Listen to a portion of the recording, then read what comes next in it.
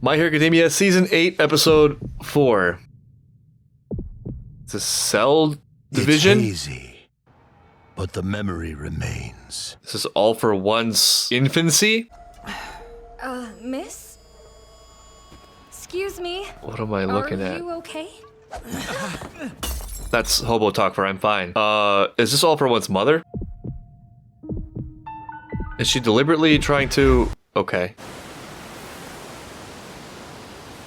What in the world? He has the, what do you call it? Stigmata. This may have been stated earlier in the show and I just forgot, but does this imply that they're twins? We saw one split into two, so they're actually identical twins. Maybe All For One was the bigger one. But what's the significance of them being twins? You know, it's sort of like from one cell, there are now two people. I mean, it is sort of interesting just instinctively that All For One and One For All are cut from exactly the same cloth. Like they literally came from the same cell. There might be something in there about choice, because I mean, they have different quirks, right? That's the physiological distinction between them, but they came from the same place and went in wildly different directions. There's also my theory that the final culmination of all this will be All For All. I wonder like what happens if they recombine. I really do want to get more on All For One. I want to know what happened. I want to go down to the core. Quirk explosion. The DNA scare firmly divided society into the haves and the have-nots, and helped drive the world into turmoil. This is interesting because we're seeing the world that All For One and One For All were born into. This show is very much about like a product of the times and cycles of society. Who's there? They were hunting them down. Oh, he's just been like this. It's a meta-orphan. How do you know? I hear kids are common carriers. Leave the freak. Okay. What's that He's sound? following. Oh my god. Oh, his mom had a little bit of that, right? It was a power the child stole from his mother. Yo, okay, there it is. Yeah, it's very The directly. boy had been arrogant from birth. Greedy. Oh, so he was born like that. He believed that everything in the world belonged to him. But he's holding onto his brother's hand, though. What happened to the mother exactly? You know what this makes me think of, weirdly, is Hunter x Hunter with the Chimera Ant arc. Is it that, like, she died giving birth? Or is it that infant All For One killed his mother? Not that, like, she was doing a great job. He's just on a murderous rampage from birth. And stealing quirks. He seems very unhuman. Brother, That's hurt him. in contrast to his little brother, The older his of twin. the boys had stolen nearly every ounce of nourishment from their mother after they were born. That's why he was so big. Even in the womb, it seems. Oh, okay. The and little yet- brother and didn't yet. have anything to offer the older one. But you're keeping him around. The older brother would never give up one of his possessions. I see.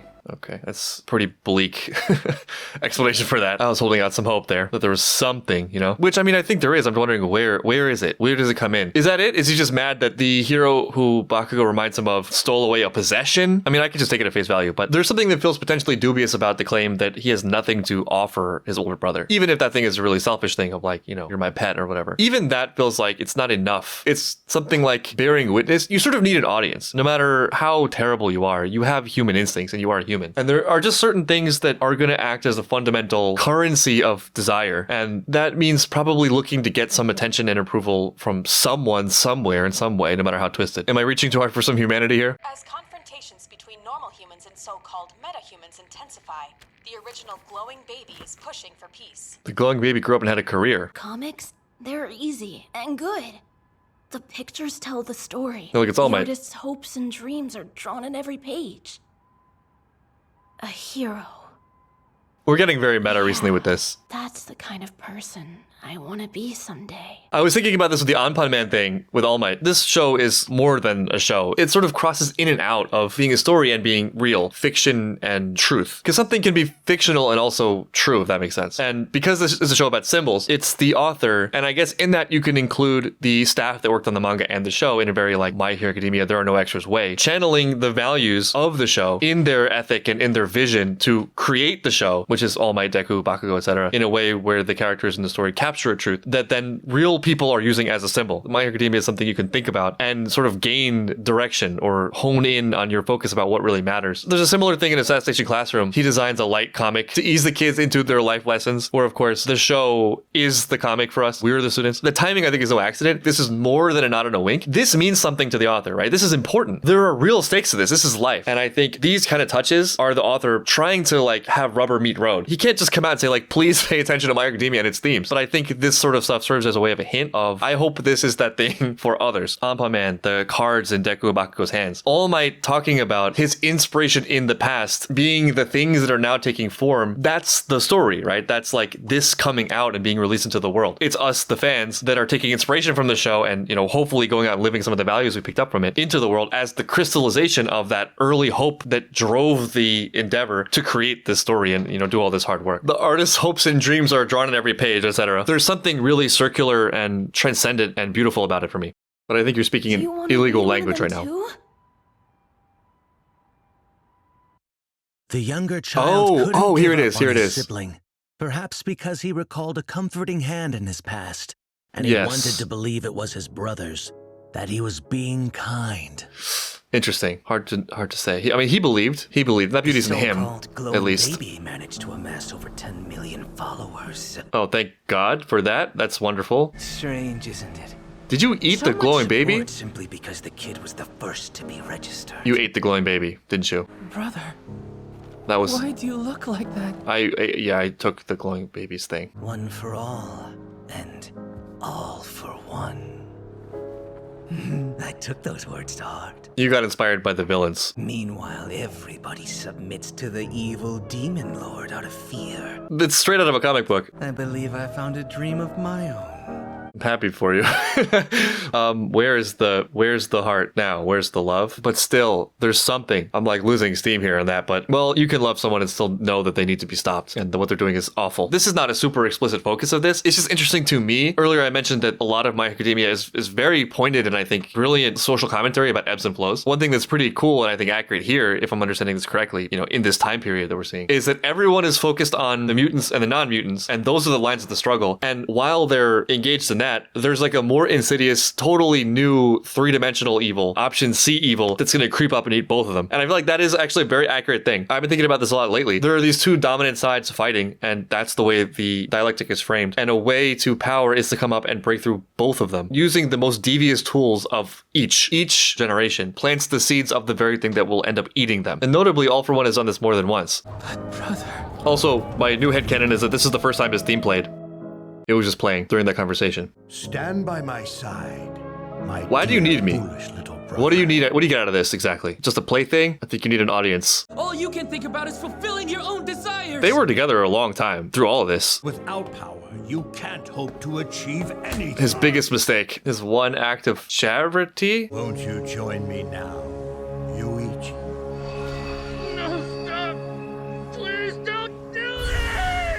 Crazy. I'm not exactly gonna sure to read this, but it is funny to me that this is his one act of giving, and it totally undid him, not realizing that there's a compounding effect of actions over time that are more powerful than any single person can ever be. Right. We've seen this. This is the guy that reminds him of Bakugo. Wait, why are you running away? Oh, that's so creepy. You're mine. If you Sounds don't like want some to belong desperation. to me, then so be it. You did. Oh my God. That's But his different. eyes had no He crossed the luster, line there. no shine, Even as for though himself. painted with a matte finish. Given their dullness, the young man was not reflected within them. He's got no spark, no vision. I think even he was surprised. I don't know. I guess I'm just projecting humanity onto him. But then again, recently we've heard him express regret over this. You're the one who took him from me. Though it doesn't have to be humanity in that directly caring type of way. It could also be that loss of control, right? Like I have everything and I'm able to do everything and I'm totally powerful. I get whatever I want anytime I want. And that's what it means to be whatever it is I'm aiming for. But you took something from me that I didn't have control over. Part of that is he never really had control over Yuichi. There are a lot of things that, you know, power, money, whatever, force can get you. But like it ends up being the things you can't get with that are most valuable perhaps. Just by and by, I've seen this with people who just have abnormal amounts of money where like they've been able to use money as a crutch for so long. They've sort of lost touch with some basic elements of humanity and interactional rapport. And so as they slip, that problem gets worse, which they then try to rectify with more money, which just starts the cycle because the people you're attracting by doing that are there for the wrong reasons and are giving you sort of a facsimile of what you actually want, which is the real regard and care. You actually probably just fundamentally want to be loved. loved and you want to know you have a secure place with people. This does seem consistent with what we've seen from All for One over the last couple episodes, where his Achilles heel, the weakness that's getting in, is his inability to fathom why people aren't just like at his feet, worshiping him. I can wipe this little diaper-wearing grape dude off the face of the earth. Why am I not able to control his behavior? I am the most terrifying god among men that's ever existed. Why is this dude showing me his ass? Why are the winds not blowing in my favor? I literally have the power to command wind. It's just totally the wrong level of analysis. But you know how it is. If you have a crutch, if you see the world in one way, when things start to go wrong, typically you don't reevaluate your schema. You try to double down on your schema because that's what you know, that's what you're familiar with. And those are the muscles you've exercised. So, you know, more power, more force, more fear. I once suspected that I stole his innate power before I was even self-aware. In the womb. No. He also has a hand. He has his own hand. Don't tell me. Did it activate, brother? And he passed it at the last moment, an act of giving. There's the one you've always had, and a new abnormal one that barely shows up. So it's true. And all it took was reaching out a hand. I mean, that's probably the first time for Yoichi that he got some kindness. Didn't take much. It started with just a little spark. And look where we are now. Yoichi's will is inside me. He still exists. It still could have ended right here, right? About what people wanted or needed than the taking and the giving. It'd be a blessing. It could end up being the kindest power the world has ever known. Yeah, the vision. You never behave as you're told. All I want is you, nothing more. Oh, he's searching for it. He's hunting for Yoichi, the thing he lost, the only thing he couldn't control that's nagging at him. And he's seeing each holder as that essence, which I mean, it sort of is, right? Like they're picking up the torch. He's fighting a battle with something non-human. He's fighting a battle with like just goodness itself. I mean, good luck beating that. He's trying to warp reality itself into being as twisted as he is. I hunt and give chase, yet still you slip through my grasp. And gets stronger each time. All of this is your fault! Oh no! It's interesting he's not putting the blame on his brother. That bastard! He crossed time and space to fix me! Man, the paranoia. His true quirk. I mean, this is definitely somebody you can't control. Somebody who's not going to cower in front of you. I can't afford to be reckless. I can't let my body de-age any further. Yeah, he sounds pretty scared. Reaching Tomura. The transfer of my quirk. These objectives are one and the same. Yeah, I think he's losing it a bit. Is Bakugo gonna solo him? He looks great though. He's looking better than ever. This is the epitome of health. This is what health looks like. This is a random thought that popped in my mind. It's also funny that this is all for one, so he's the selfish one, but he has this plurality of quirks. You know, like I'm gonna use everything at my disposal. Yet oppositely, the people who are on team one for all, they have like singular laser focus. It's a bit of a reach, but I think you can make an argument for a metaphor there of like those who have the clearest vision, you know, who are most honed in on the truth, which probably will be something like goodness, whatever that means, and benevolence. They will end up being the most powerful. And it's those who are trying to do everything and please everyone and have a million masters, or play this elaborate game of trying to resist something that is more truthful, more fundamental, more pure, that end up weakening themselves, not being able to reach that highest level. He's using his entire arsenal to propel himself, defeating us in one fell swoop. It'll turn Sort him of into an infant.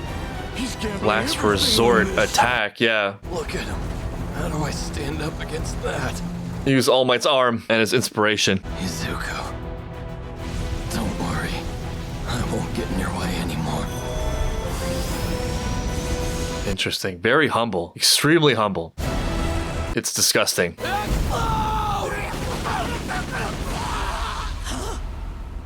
What was that? I know I didn't see him fire off any attack. Is he covered in your sweat? He left little sweat grenades?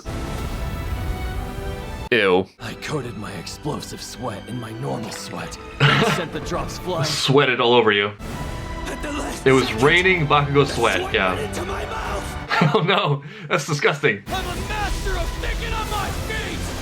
A single quirk is all I need to beat you! Right, yeah. There's something really cool about that. Damage makes him age in reverse. You understand? I think we're about to blow him up from the inside. That's gonna be a lot of damage. You nobody. This is my story, understand? I mean, you know, you're a part of it. You're in here.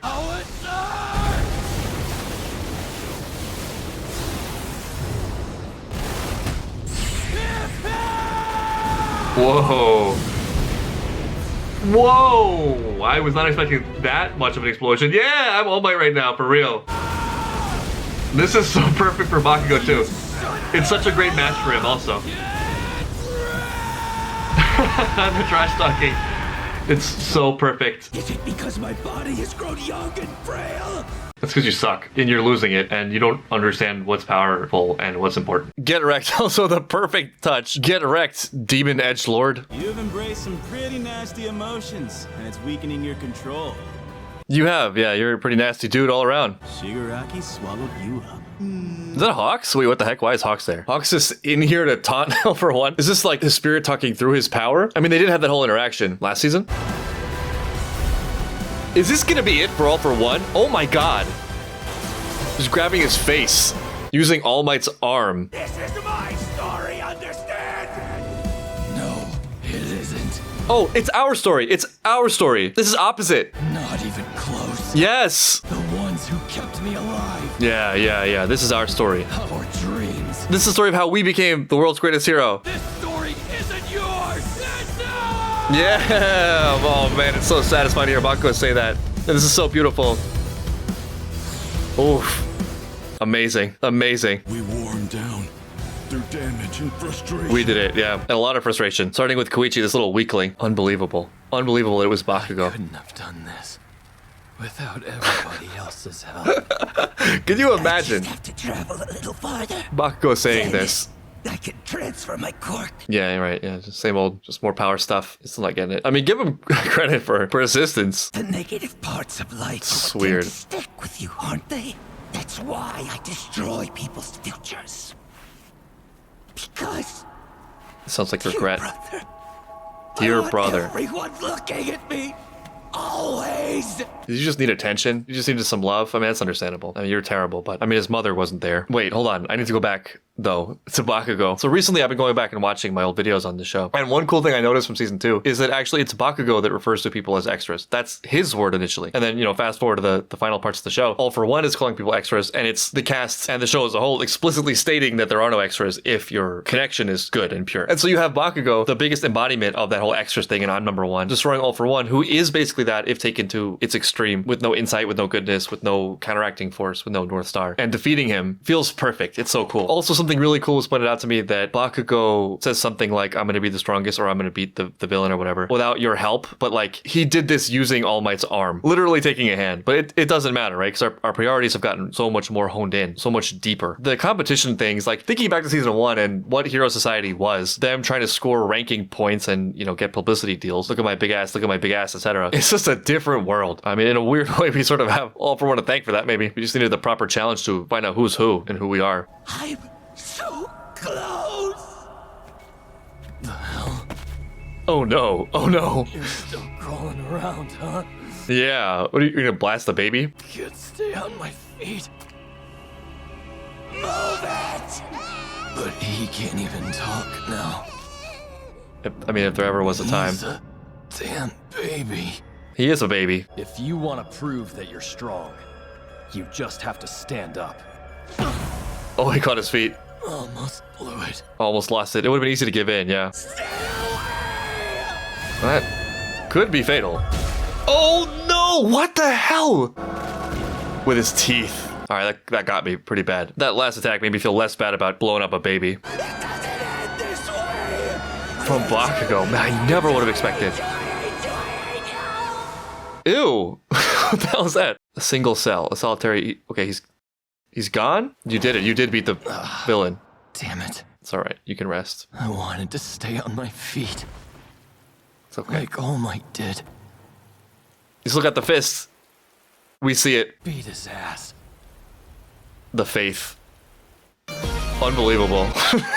It's so great. It's, man, I'm speechless. It's the better payoff that I ever could have expected for Bakugo. All the suffering we did through his character, it was so worth it. Like, I'd do it 1,000 times for this. All the hostility and edginess and yelling, worth it. One of the best things I've ever seen in my life. I've seen a lot of mixed reaction to Bakugo's. I think mine has always been somewhat leaning on the more sympathetic. Not to condone his actions at all, or his bullying, etc. Because I just can relate enough to the trap I associate with a lot of Bakugo's early development. You're the best, everyone loves you, and you're the chosen one. Combined with just enough talent where that actually seems plausible, what a setup for disaster that can be. and how fatal that can be. I mean, it is interesting that I think, at least to a certain degree, All for One and Bakugo are kind of being compared and contrasted, right? Which is why, in hindsight, in a way I never anticipated, they're just a great match. But there was a sort of selfishness in Bakugo. You know, everything is for me. It's all about my spotlight. I'm going to be number one. I don't need you. One of the assumptions in Victory is that you didn't need anyone's help, that it was all you, and that maybe that's largely a function of your power, right? Like you're a chosen one from birth. But then obviously they end up in totally different places, and there's the divergence where Bakugo has something a little bit better, right? There's something that is a little bit higher, and it's a really bright light on that shadow, and he's oriented highly enough, right? Because he has this vision of All Might, who's this beautiful, pure thing, who he feels genuine love and inspiration for, that just he can't reconcile with what he actually is. And I think that's, in a way of looking at it, a lot of what causes the internal struggle of Bakugo, where he's just really angry. There's a lot of dissonance, right? Like he has this value system, but he's just not winning in this value system. And so that's a threat to his identity because he's now worthless. But very gradually, in no small part through the help and influence of the people around him, which he's acknowledging in this episode, that starts to get whittled down, and he increasingly has a clearer and clearer vision of that thing he was only sort of getting in fragments. You know, that initial inspiration is coming through more clearly. And what that, I think, looks like in those situations for those people who have that kind of dissonance is a crash, either like a great crash or a series of mini crashes, where you're sort of like giving it up. You have to like break, you know, you're breaking those guards you have in yourself, or that structure of thinking about value in yourself. And that leaves you in a state where you actually are worthless in the way you've always thought about worth. But then you're in a place where you can rebuild if you're willing to go through that humbling. You know, there's no amount of like falsifying things that are going to get you to the greatest heights of the things you can intuit. So yeah, you let yourself be broken, and then you're sort of left with like, what can I do for now? And that's to do the work and to get stronger and to get better and to fight off comforting falsehoods. And the higher you can get on that pedestal of what actually is important and what actually is beautiful, the more likely you'll be to go through that process willingly, and like the clearer and clearer it'll become, you'll get closer to it. And so like we have this explosion, so to speak, of character for Bakugo, who now is motivated by something totally different. I mean, it's the same thing, but like he's clearer on it, right? He always had this, it's just like he's figured it out, if that makes sense. And it's something that All for One never could find, because he wasn't motivated by something higher. It was more animalistic and materialistic, a baby just clinging for survival, sort of infantile primal instincts that, because he was really powerful, there was never any reason to doubt, except arguably for Yuichi, who, you know, we're born from the same mother, we're twins apparently, but Yuichi has so much more, or he has something else that I don't have, and also something I can't control, and so I have to be able to control it. I have to be able to stamp it out to end the dissonance that I'm feeling. And it's not advanced, it's not a super deep, heartfelt thing for him, it's very basic, but I mean, that was like the only thing that even remotely resembled something like love. This is a very abstract idea, but I think this is sort of why good will always win eventually, because good is not something subjective, it's not something random or, you know, arbitrarily decided. It's based on some sort of inherent value to things and some sort of inherent goal that we can't quite articulate, but we sort of generally know. It's like survival and creation and avoiding pain and destruction for no reason. You know, it's just in that ballpark, right? Like pain for no reason, no benefits, destruction for no reason. It can't really be subjectified away. It's just bad. Good is probably just something like, just existentially, what are the things that work the best towards whatever sort of the implicit goal is, whatever the creative force, whatever the pro-life force is, or just the pro-existence force. And you probably can't reason with that. Like, it just is what it is. You can think whatever you want, and you can tell yourself doing a terrible thing is a good thing, but it's maybe bad definitionally because it doesn't work. And so it's not going to work. It's going to run its course, and things that do work better, that therefore probably are good, are going to come in and beat you. Your strategy is incomplete. You're not taking in the full, highest, most expansive, most heroic vision of it. You may be overly focused on an element of it. You may have taken a good element of it and like warped it a little bit so it's cancerous. You haven't changed what works, what is the most powerful thing that will endure time and time again, which is probably, you know, very, very harmonious with what we think of as good. And so, you know, you can like trickety trick your way through life, and you can succeed and, you know, even flourish now. You can like catch good off guard, right? But maybe definitionally by the fact that you're doing something wrong, it won't endure. It will die if you follow this path. And this is in pretty great display with All for One, who's just totally clueless. He has identified this thing, this very specific vision of himself as great demon edgelord, and finds himself oddly off balance by, you know, Hawks and Jiro and Mineta, Mirio, and then finished off by Bakugo, who, you know, once had some echo, you know, a similar version of his exact same sentiments. As All Might watches, Bakugo becomes the pillar of the past that All Might stood on as his inspiration to become All Might. All of this is sort of like materializing into physical, real, historical form. Thinking about it now, there's also some really great poetic irony in Shigaraki rejecting him. It's like, again, I made a new little brother sort of that I could control, that was going to aid me in my quest and sort of be my witness. You too? Why does this keep happening to me? Why can't everyone understand I'm the great demon edgelord? It's that same sort of against the grain with reality that Bakugo was suffering from, but without, you know, the golden ideal of All Might and Deku, etc. I love Bakugo's fist in the air. I love that it was Bakugo who sort of delivered that it's our story. You know, it could have been Deku, and that would have been fine, and it would have been wonderful and made sense. But for Bakugo to do it, it hits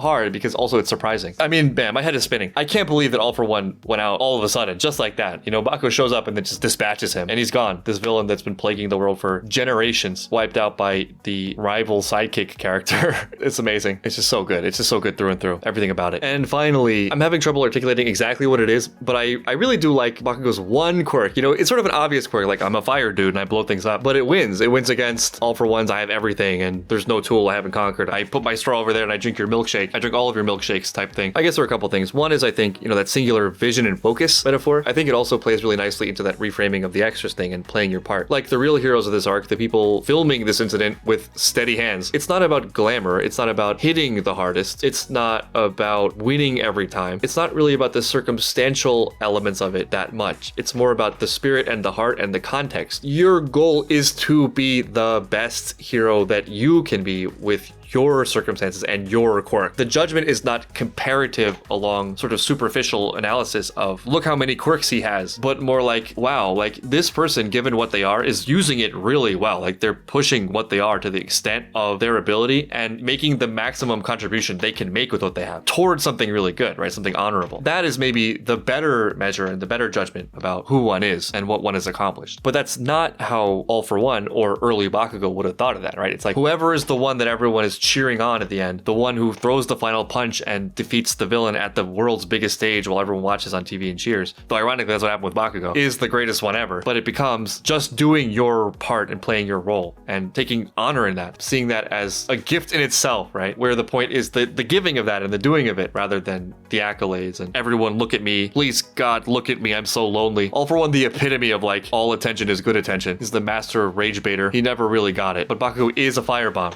right? And that's what he has. And he gets to where he is and is alive and is on the stage because he became the best version of Bakugo he could possibly become. And he did that with the help of his friends, using that web of others doing the same thing. That's what makes them victorious. The whole thing just amazing start to finish. Again, like these recent episodes and the final season of the show, I feel like there's no end to the extent of analysis you can do with it. It's just so encapsulating of so many amazing, beautiful things and so many little interconnecting details. I mean, it's impossible to get to it all. But suffice it to say, I mean, this is just a stunning episode on the heels of another stunning episode in what's shaping up to be just a beautiful, breathtaking final season.